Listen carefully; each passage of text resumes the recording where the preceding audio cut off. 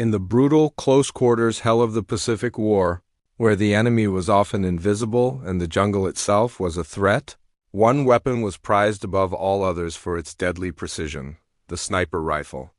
It was a tool of terror, of psychological warfare.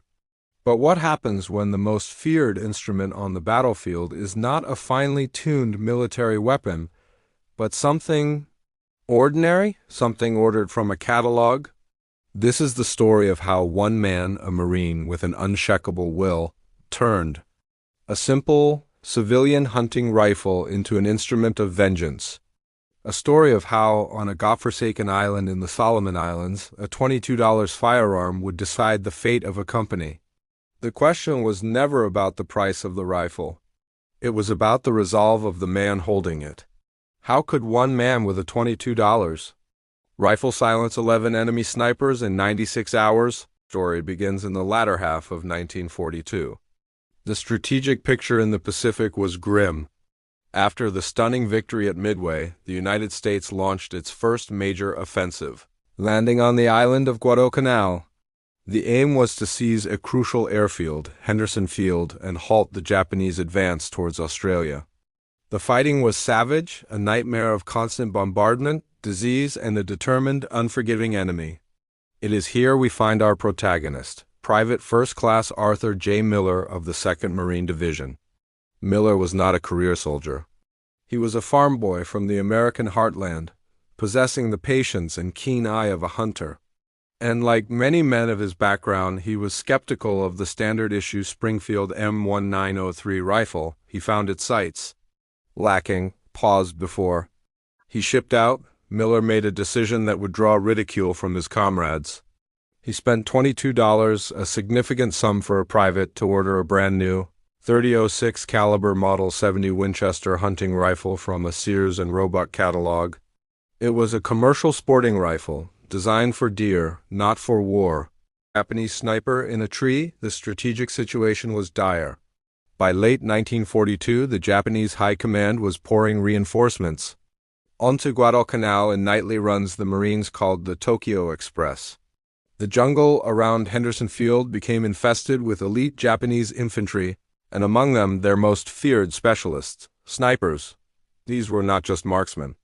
They were masters of camouflage and deception, tying themselves high in the dense canopy, their positions nearly impossible to detect until the crack of a rifle and the fall of a Marine revealed their location. They were sowing fear, paralyzing. The crisis came to a head over 4 relentless days in October 1942. Miller's company was tasked with holding a critical section of the Lunga perimeter, a thin, ragged line of defense around the airfield. The jungle was a solid, suffocating wall of green, buzzing with insects and dripping with humidity. Visibility was often less than 50 yards. On the morning of the first day, the crack of a Arisaka rifle shattered the uneasy calm. A young lieutenant, barking orders, crumpled to the ground, a single, precise shot to the chest. The company hit the dirt. For an hour they scanned the trees, seeing nothing but leaves and shadows. He saw it. High in a banyan tree, some 300 yards away, a subtle shift. The glint of a rifle barrel. Without a word, Miller settled in. His breathing slowed. The report of his Winchester was different, sharper, cleaner than the Springfields around him. A fraction of a second later, a body tumbled from the canopy, hitting the jungle floor with a sickening thud. The company was stunned. The laughter stopped. But this was just the beginning. The Japanese, infuriated by the loss of one of their own, intensified their campaign. Over the next 96 hours, the snipers came in shifts. By 1400 hours on the second day, 2 more Marines had been hit by fire from a different sector. Miller, now unofficially designated as the company's counter-sniper, moved with a fire team for protection. He identified the new threat, a sniper team, a shooter and a spotter, concealed in a shell-blasted palm grove. The range was extreme, nearly 400 yards. Miller calculated the wind, the drop. 1 shot, the shooter fell. A second, quicker shot, and the spotter was neutralized. 2 kills in under 10 seconds, ******. The third day was a marathon of attrition. The Japanese adapted, becoming even more cunning. They used dummies, they fired and immediately relocated. The psychological toll on the Marines was immense. Every step outside the foxhole felt like a potential death sentence. Men were jumpy, their nerves frayed to a breaking point. Miller, however, seemed to possess an almost supernatural calm. He developed a rhythm. He would identify a sniper's general area by the sound of the shot or the angle of the incoming fire. Then, with infinite patience, he would set his trap, using a helmet on a stick or a carefully timed movement by a comrade to draw a shot. The moment the enemy sniper fired, revealing his exact position, Miller's Winchester would answer.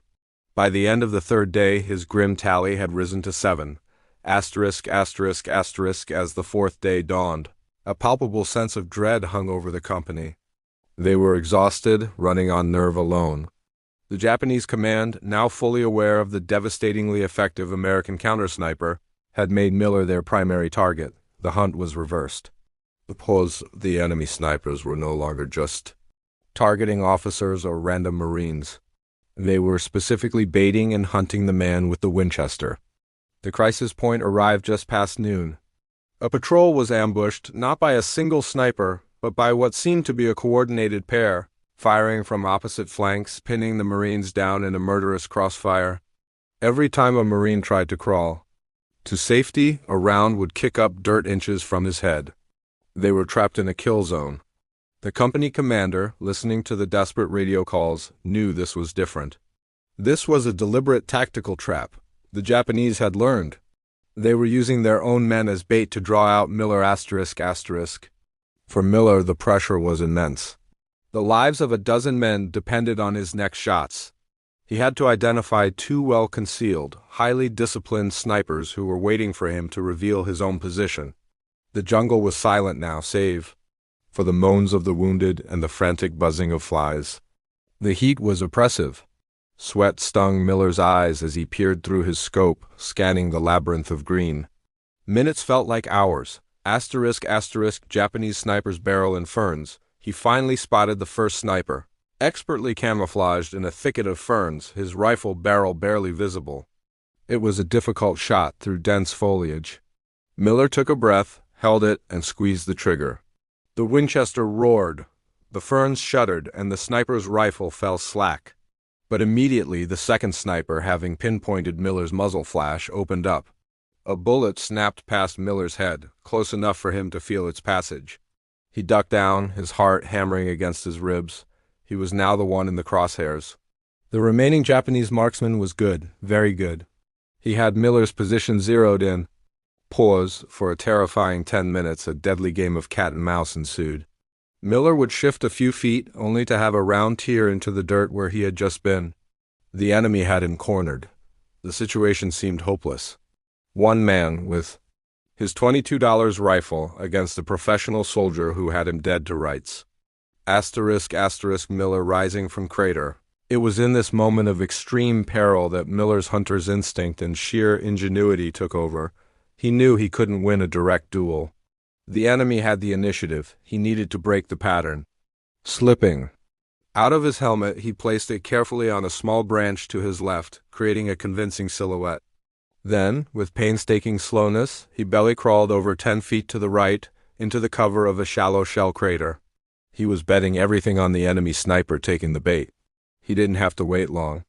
A single shot rang out and the helmet jerked violently. A clean hole punched through its center.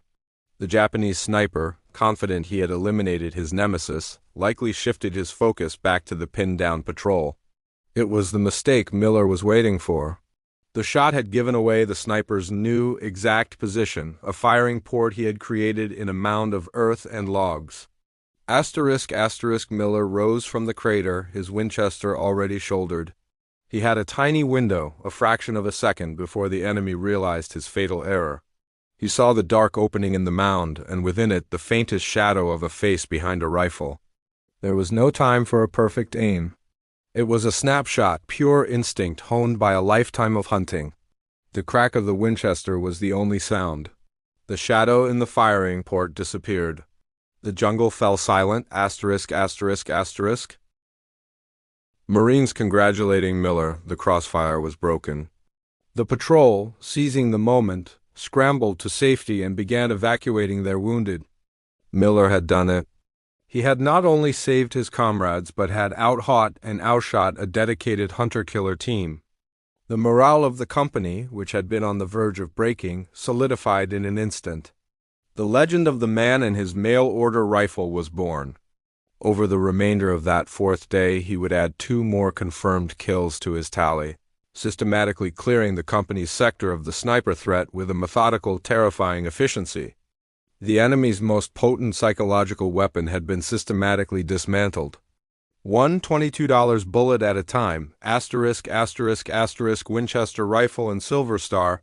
When the 4-day ordeal was finally over, the cost was tallied. 11 confirmed Japanese snipers, some of the Imperial Army's best marksmen, lay dead, all eliminated by Private First Class Arthur J. Miller and his Winchester. The company's sector, which had been on the brink of becoming untenable, was secured. Patrols could move again. Supplies could flow. The defense of Henderson Field was strengthened, in no small part due to the actions of one determined Marine. For his almost superhuman display of marksmanship, coolness under fire, and sheer combat effectiveness, Miller was formally recognized by his commanders.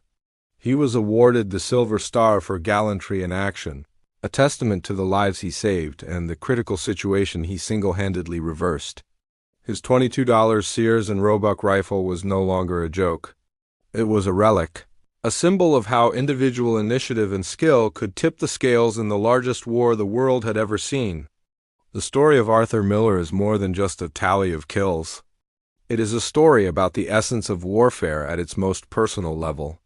It demonstrates that the value of a weapon is not in its cost or its military pedigree, but in the hands that wield it and the spirit of the individual behind the sights. In the hellish green inferno of Guadalcanal, against impossible odds and an invisible, terrifying enemy, one man's unshakable resolve and a simple hunting rifle had turned the tide.